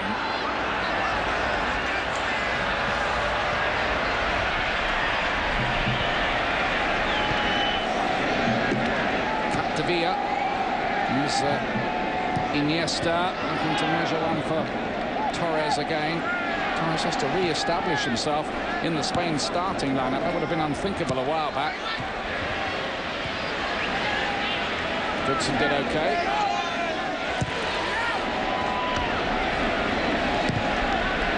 Bradley to Dempsey. Nice ball. So's that too. And can the United States make something of this? No, it's just been overrun in the end, and Casillas' first touch is a very good one to deny Bedoya. Oh, he does well, Casillas, to come out, but it's a very big touch from Bedoya. Too far away from him, need to keep it closer. It was a good ball out of the back. Started with Michael Bradley, into Dempsey. Good vision from Dempsey. It was an opportunity, that, for the United States, and Alejandro Bedoya wasn't able to take it, just overran the ball, really. Well, he just took a big touch. He pushed it way too far ahead into the 18 for Casillas. He invited him to come out and close down the space. But, you know, you look back to the Sasha Kljestan chance as well. Yeah. So they are creating things in the second half, which is good. More defending to do now. Santi Cazorla again. Andres Iniesta. Again. How fast is Cazorla's feet? You can see why Villarreal have done well this season. They've got this fellow in midfield. Yeah, they've got Rossi. Valero, who's set up that last goal for Torres. Yeah, Giuseppe Rossi. Yeah. scoring goals. He's leaving them. The yellow submarine, they're called. Villarreal. Torres. Valero. Torres looks pretty hungry out there. He's got one. He probably should have had two. It's Cazorla again, and it's a rare misplaced pass. It was more of a misunderstanding. You don't get that when Xavi and Iniesta are out there. Those two really could play with their eyes shut together, I think. Oh, the awareness, though, is so key. Looking over your shoulder, moving off the ball, the spacing. When you see Spain, though, what they do is as they move as a team, Ian, they always have an option. Players are always in certain angles moving and creating options to somebody else. It's just the way they play the game. It's really nice. Well, they're being highly tested this year, the United States team. You've got to hand it to US soccer, getting the likes of Spain and Brazil and Argentina here in the space of a few months. Valero couldn't catch that one. Well, again, the big picture thing here is, you know, for the fans at home, we're always thinking about, well, we've got to do better against these national teams like Spain, the defending world champions. But, hey, look, the Gold Cup is 3 days away. And you want to have players fresh for that tournament. There's many games, a short window, a lot of travel in between. I think Bob Bradley would have preferred to have a fixture as prestigious as this in its own window, where he could have played his full strength side from the start. And I think, to be fair, I doubt whether the damage would be as bad as it is had all the big guns been on from the word go. Well, I agree. And you know, last minute too, Landon Donovan pulling out, being sick, so he wasn't available. Xabi Alonso looks for Torres. The ball holds up on this slowish surface. It looks quite good, doesn't it, on TV? But you walk on it, it's a bit sort of tufty. The grass is quite long. Well, it was last night anyway. Good decision here by Steve Sherondel. Has done so well. Coming in as right back. For Hanover this year, Ian, you mentioned the Bundesliga, finishing 4th. Very good leader in the dressing room, too. Experienced veteran. It was a tremendous performance because that's a very competitive league, that Bundesliga as well.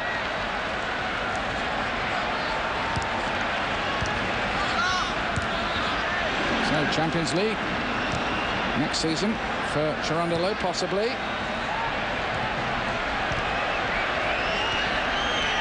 Here's Capdevere, first choice left back. We were under the impression that he was going to start the game today, Ian. It was a last-minute change.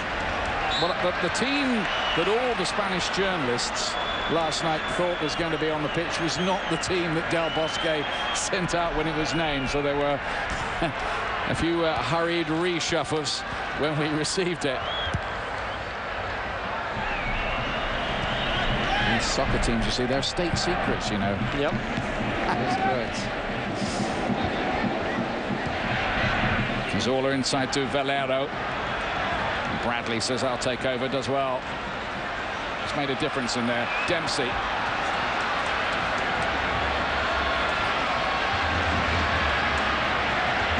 Well, it was 1 against 5 for Dempsey, unfortunately.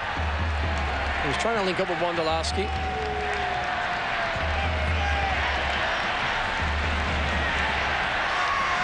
It's Albiol. It's Piqué, who's dating the Colombian singer Shakira. You've probably read about that in the gossip columns everywhere. Tomorrow morning, it's an international friendly live from Warsaw. The Polish national team hosting Argentina. The Argentinians, with a few stars missing, it should be said, losing 4-1 to Nigeria in midweek. That's ESPN 2, 10:55 Eastern.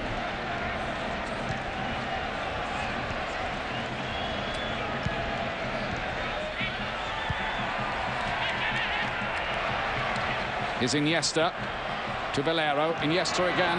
It's another picture book move here from the Spaniards.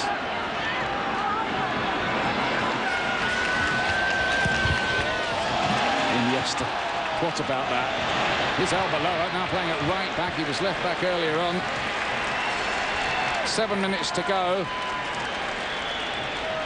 Well, Arbeloa very slow to react, because even to Iniesta with his deft decisions, his cutting on the ball, he's so good with the ball at his feet. What an excellent player. He's a joy to watch. Well, apparently in terms of fan reaction, which has been measured on blogs and Twitter and the rest, he is more popular than any other Spanish sportsman, even Rafael Nadal, the great tennis player.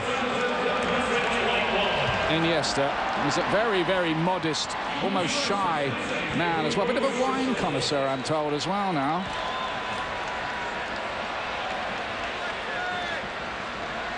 Valero towards Torres. Cut out by Goodson.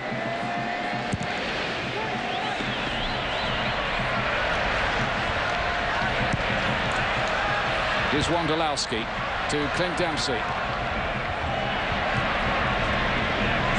A very busy time of it, Dempsey, because Fulham are due back to train again on June the 23rd. That's before the Gold Cup ends, because they've qualified for Europe via their fair play record in the Premier League. That's right. There's a number of players actually that have the potential to get back in and play for the Europa League playoffs.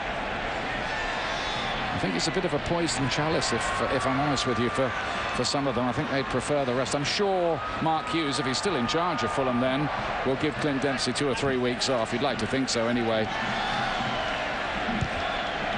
Otherwise, he's just going to be completely tired out by next February. Here's Torres.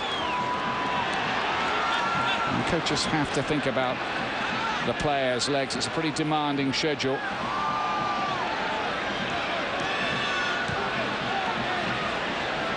Well, it's exhibition stuff, really, from Spain now. It really is a case of, please, mister, can we have our ball back at times? Look at this. Cazorla, this time it is cut out by the watchful Steve Cherundolo.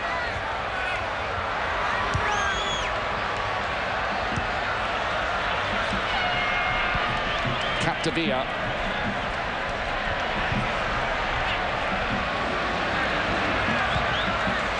I remember myself as a player, Ian, coming over here after a long season playing for the U.S., representing your country was always proud moments, but being totally exhausted, and not just physically, but mentally needing to step away from the game. And that's the situation now for some of the U.S. players. And this has been an afternoon of pretty hard labor for them here. Not for the fans, though. They've been entertained. Oh, yes. Tremendously by the world champions. And we hope you're enjoying it at home as well. It's not often that the world champions playing in the United States. The US 4 down. They did lose 5-0 to Mexico with a depleted side in the Gold Cup in 2009. So not quite as bad as that yet. But it might get worse, because here's a free kick. To be honest, I think the US just want the final whistle now and get on with the Gold Cup. Capdevila with the header.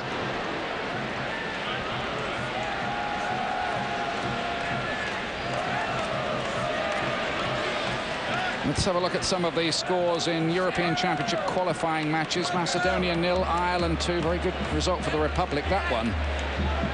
Greece 3, Malta 1. Greece are going well. Remember, they won the 2004 Championship. England were 2-0 down, but drew 2-2 with Switzerland. Portugal beat Norway 1-0. That's a blow for Norway, who were going pretty well. That was a big game in that group. Last night, in Spain's group, Liechtenstein 2, Lithuania 0, but I don't think there's any doubt at all Spain will win the group and qualify easily for the European Championships, being held, by the way, in Poland and Ukraine next summer. You can catch that big event with us.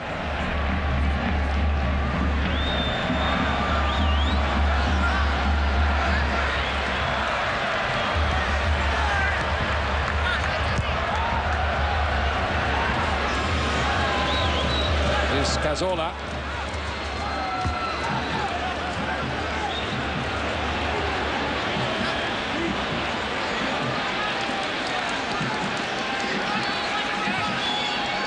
Big tournament for the United States starts on Tuesday. The CONCACAF Gold Cup, 4 times winners of that, the USA, and they've been in the last 3 finals. So expectations are pretty high. Starts against Canada in Detroit on Tuesday, then Panama Saturday, Guadeloupe Tuesday week. Iniesta towards Torres, who thought there might be somebody in that spot. There might well have been too. Probably Cazorla, knowing the way this game's gone.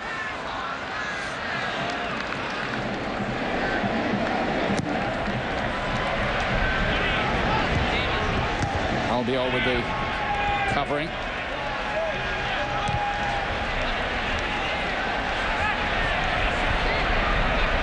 Sounds bad, but it actually could have been worse, John, this, couldn't it? Well, you know, even the disallowed goal that was called for offsides in the first half, and you know, plenty of chances for Spain. U.S. had picked it up second half though, Ian. They did create some things going forward, and they had a chance to. Question could have got a strike on goal. And one opportunity. And Spain have created less. Truth to tell, in that first half, it was hot knife through butter, really, for most of it. They came out of the gate very fresh and quick, explosive. And the U.S. were in a bit of disarray there. Xabi Alonso always looking to pick exactly the right ball, but again, Cherundolo's covering and awareness was good. Bedoya with the header on. He had that big chance to put his name in lights. Alejandro Bedoya.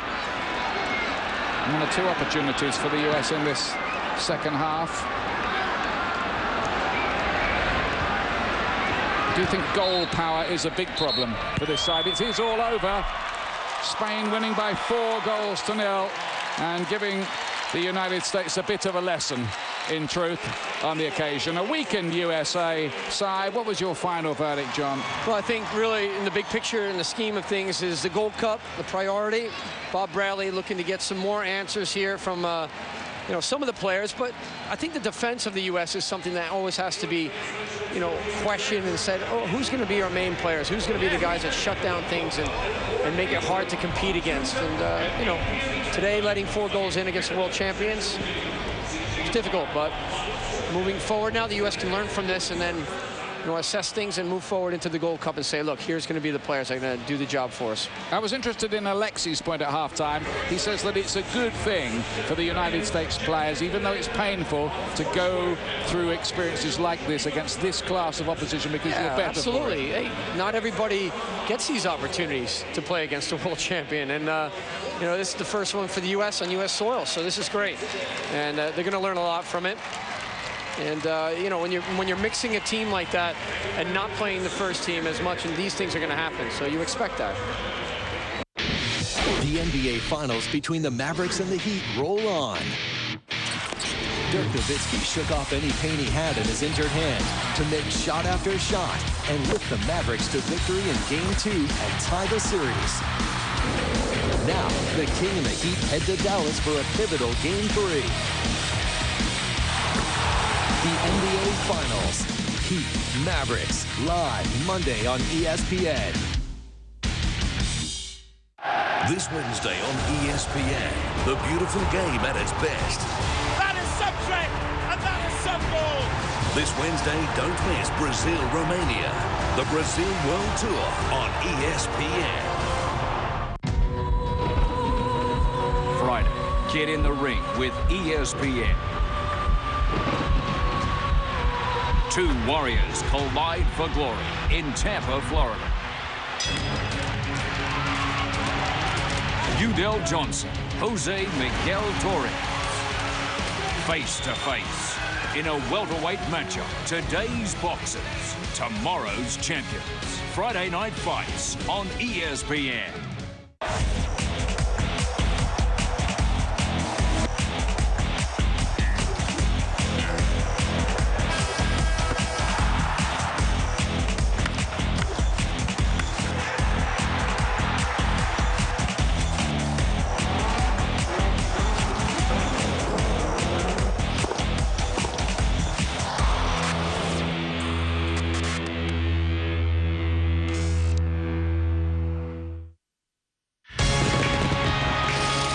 Baseball can sure be a funny business.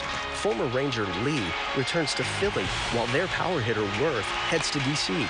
Another slugger, Gonzalez, who was once a Ranger, is dealt to Boston, and Beltre leaves the Red Sox to go to Texas.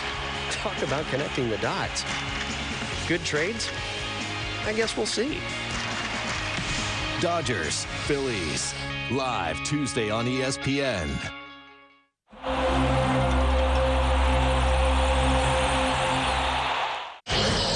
World Cup champions, Spain 4-0 over the U.S. The crowd of 64,000 making their way out of Gillette Stadium. Ever watch the match here? They're going to enjoy the sights and sounds of U.S. fun for a little bit of time. Making their way to 495 or 95. Taylor Twellman, Lexi Lawless-Bobley. All right, this is Silver Lining Patrol. What's the silver lining?